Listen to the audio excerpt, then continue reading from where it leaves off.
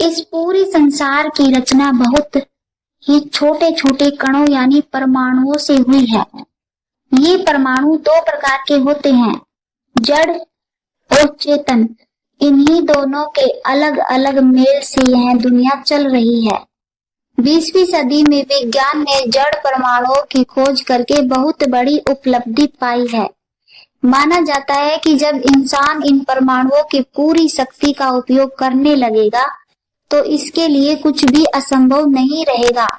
वह एक ग्रह से दूसरे ग्रह में ऐसे जा सकेगा जैसे आज एक गांव से दूसरे गांव में जाया जाता है।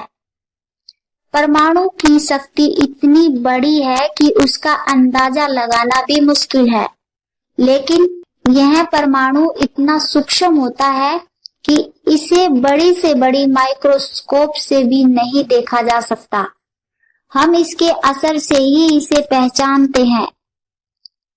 पदार्थ का सबसे छोटा हिस्सा, जिसे और छोटा नहीं किया जा सकता, उसे अणु कहते हैं।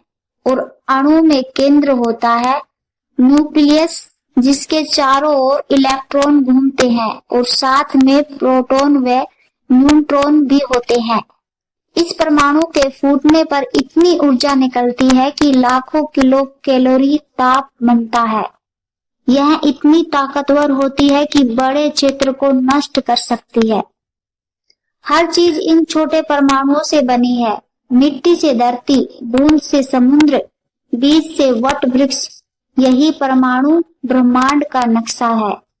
इससे सारी शक्तियां छिपी होती है जिन्हें हम सोच भी नहीं सकते। जड़ परमाणु की शक्ति देखकर आश्चर्य होता है, लेकिन चेतन अणु की ताकत उससे भी अधिक है। जड़ चीजों में अपनी इच्छा नहीं होती, वे जैसे हैं वैसे ही रहती हैं।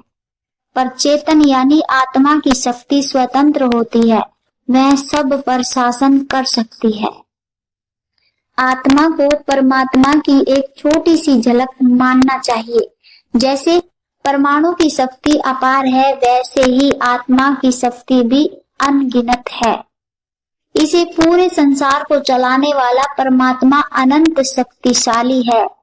उसकी सभी शक्तियां हमारी आत्मा में भी मौजूद है। जैसे बीज में पूरा वृक्ष छुपा होता है। उपनिषद में लिखा है, एको देव सर्वभूतेषु बुद्ध, सर्वव्यापी सर्वभूतांतरात्मा, कर्माध्यक्ष सर्वभूतादिवास, साक्षी चेता केवलो निर्गुणश्च। अर्थात एक ही परमात्मा सभी जीवों में छिपा हुआ आत्मा रूप में है। वह सबका साक्षी, कर्मों का नियंता और गुणों से परे है। मनुष्य के अंदर भी परमात्मा जैसी ही शक्तियां हैं, लेकिन हम उन्हें भूल चुके हैं क्योंकि हमारा ध्यान सिर्फ शरीर और उसके सुखों में ही लगा रहता है। इसी कारण हमें दुख होता है। जब तक हम आत्मा को नहीं पहचानते तब तक सच्चा सुख नहीं मिलता।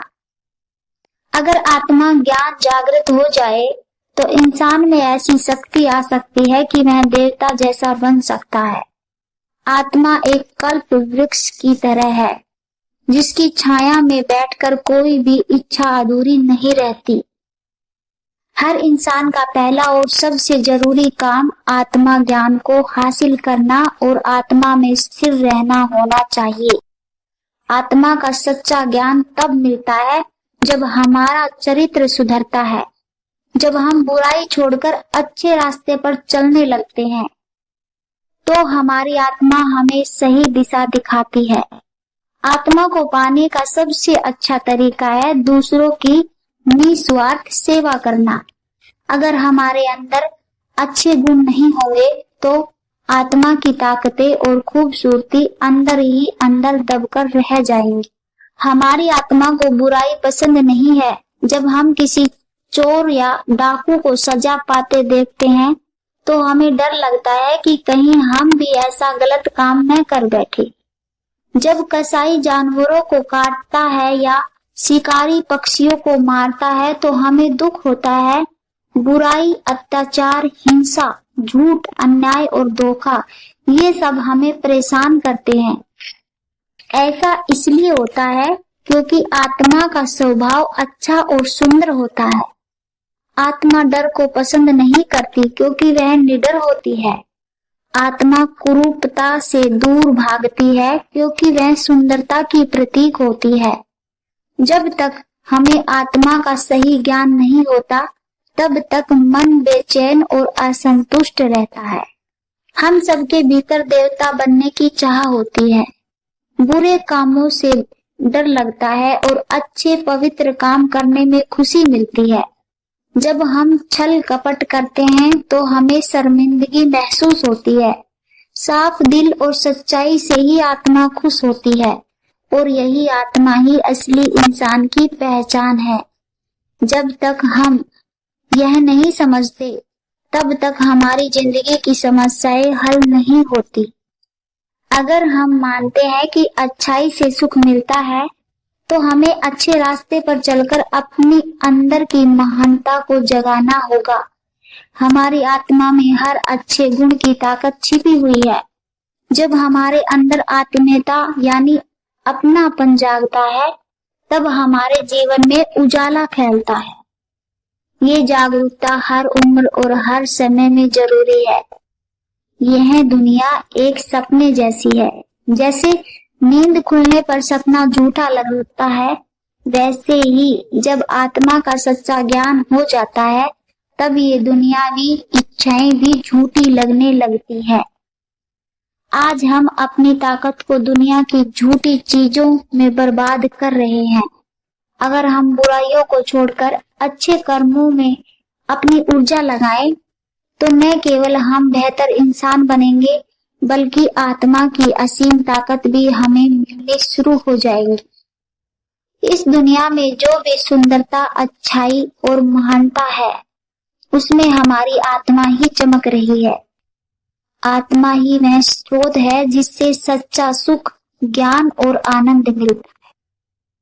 यह सारा सृष्टि का खेल, जन्म, मृत्यु, निर्माण और विनाश आत्मा की ही शक्ति का परिणाम है। वही शक्ति हमारे अंदर भी है। जब तक हम उसे नजरअंदाज करके सिर्फ दुनियावी इच्छाओं में लगे रहते हैं, हम दुखी और गरीब बने रहते हैं। लेकिन जैसे ही हमारे जीवन में सेवा और भलाई की भावना आती है, हमारी आत्मा की ताकत जाग उठती है और फिर हमारा जीवन भी आनंद और शक्ति से भर जाता है।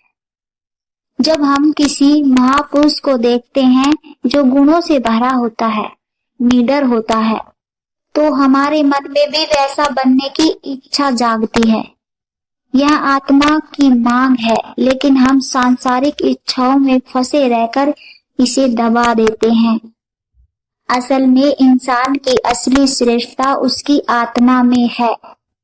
जब हम किसी सुंदर चीज को, किसी अच्छी कविता को या पक्षियों को उड़ते हुए देखते हैं, तो हमारे अंदर भी वैसी ही इच्छा जागती है। लेकिन हम ये नहीं सोचते कि ये इच्छा आई कहां से है। अगर हम अपने आत्मा केंद्र की ओर ध्यान दें, तो हम भी अपनी महानता को जगा सकते हैं। आत्मा के पास जाने से वही विशेषताएं खुद ब खुद मिलने लगती है जिनके लिए हम जीवन भर परेशान रहते हैं। सत्य, प्रेम, धर्म, न्याय, साहस, त्याग, उत्साह, विद्या और अच्छे गुणों की ओर हमारा मन क्यों खींचता है? क्योंकि ये आत्मा की जरूरत है। जब हम इन्हें अपनाते हैं, तभी हमें आत्मा का सच्चा अनुभव होता है।